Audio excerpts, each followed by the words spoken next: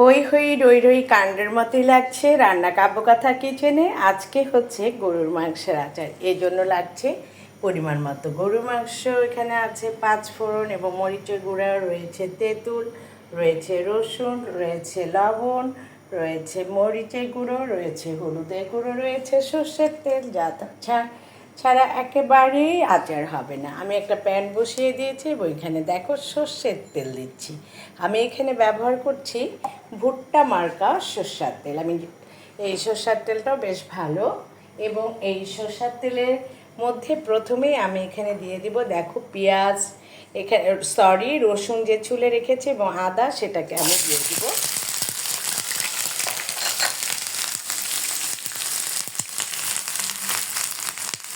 আমার খুব এই প্রথম আমি গরুর মাংসের আচার তৈরি করছি। আমার বলতে ইচ্ছে করছে হই হই রই রই কাণ্ড কাব্যকথা কিচেনে আজকে তৈরি হচ্ছে গরুর মাংস।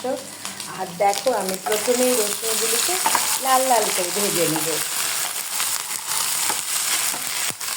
ও, এটা খেতে যা মজা হবে, না বানাতেই এত কথা বলছি। তোমরা ভাবছো দিদি তুমি কি করছো আজকে, আর দেখি আমরা শেষ পর্যন্ত কি হয়। আচ্ছা, রসুনটাকে দেওয়ার পরে এখানে এই যে মাংসগুলো কেটে রেখেছি এগুলিকে আমি দিয়ে দিব। রান্না কাব্যকথা কিচেন থেকে তোমাদের আমার অনেক ভালোবাসা। জীবনে অনেক আচার তৈরি করেছি, আম বলো, মরিচ, রসুন, পেঁয়াজ, আমলকি, আমড়া, জলপাই, বড়ই, তেঁতুল, মরিচ, কিন্তু আজ প্রথম আমি তৈরি করছি গরুর মাংসের আচার। এই গরুর মাংসের আচার তৈরি করবার জন্য গরুর মাংসগুলোকে প্রথমে তোমরা ছোট ছোট করে কেটে নেবে। কেটে নিয়ে তারপরে ভালো করে ধুয়ে নিতে হবে। তারপরে তোমাদেরকে তো দেখিয়ে দিলাম কী কী লাগবে। প্রথমেই আমরা তেলে রসুন দিয়ে দিয়েছি এবং রসুনটাকে একটু ভাজা ভাজা করছি। সব একটু লাল লাল মতো না করলে তো আর হবে না। দেখো এটা ভাজা ভাজা হতে হতে এখানে আমি দিয়ে দেবো 1 চামচ লবণ, দিয়ে দেব কালারের জন্য। কালার হলে যার দেখতে সুন্দর হলে সেটাকে খেতেও ভালো লাগে। দেখো 1 চামচ মরিচ।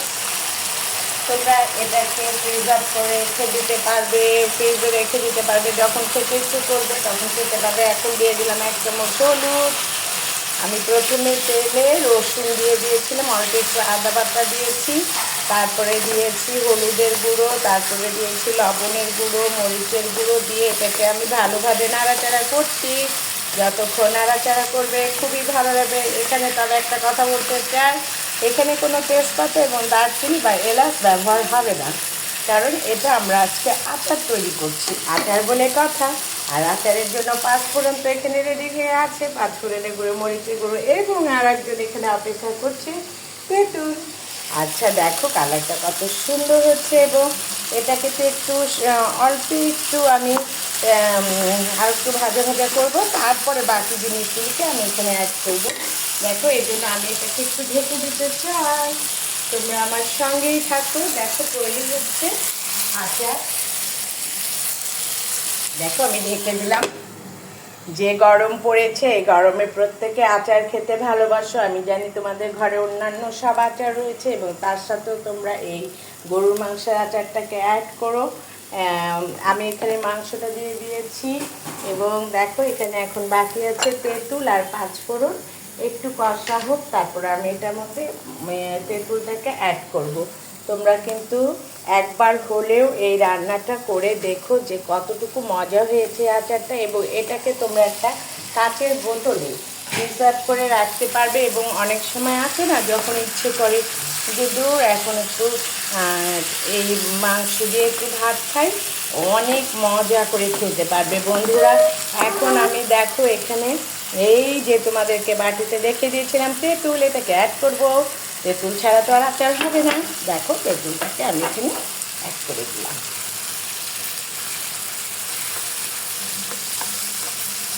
অল্প পরিমাণ জল দেবো, কারণ এটাকে একটু সিদ্ধ করতে হবে, সিদ্ধ না করলে তো আর হবে না।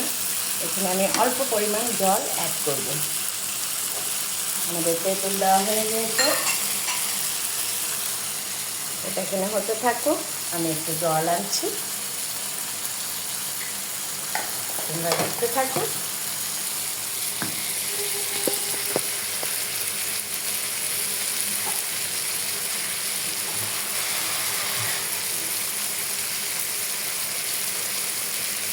বন্ধুরা তোমরা এখানে কিন্তু দারচিনি বা এলাচের গুঁড়ো এগুলো কিন্তু অ্যাড করো না, তাহলে আচারের যে ফ্লেভার ওটা কিন্তু পাবে না। অনেকে অবশ্য আচারে দারচিনি এগুলি দেয়, কিন্তু আমি দেই না জন্য তোমাদেরকে বারবার বলছি, যেহেতু এটা রান্না কাব্যকথা কিচেনের রান্না, এটা আমি একটু অন্যভাবেই করছি। তোমরাও এভাবে একটু করে খেয়ে দেখো যে কেমন লাগে। দেখো আমি এখানে জাস্ট একটু পানি দিয়ে দিয়েছি, কারণ মাংসগুলো তো সিদ্ধ হতে হবে।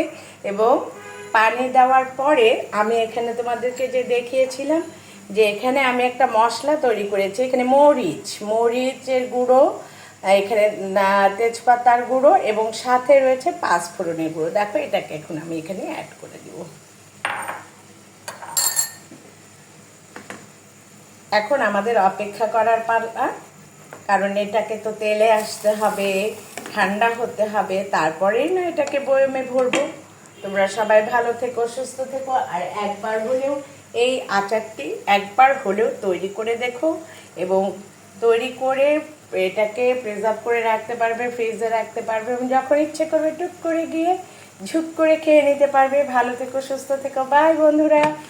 এটাকে আমি সিদ্ধ হতে দিয়েছি এবং পরে আমি এটা হয়ে গেলে তোমাদেরকে দেখিয়ে দেবো। ভালো থেকো, সুস্থ থেকো, তোমাদের সকলের জীবন ফুলের মতো সুন্দর হোক এই প্রত্যাশা আজকে এখানে।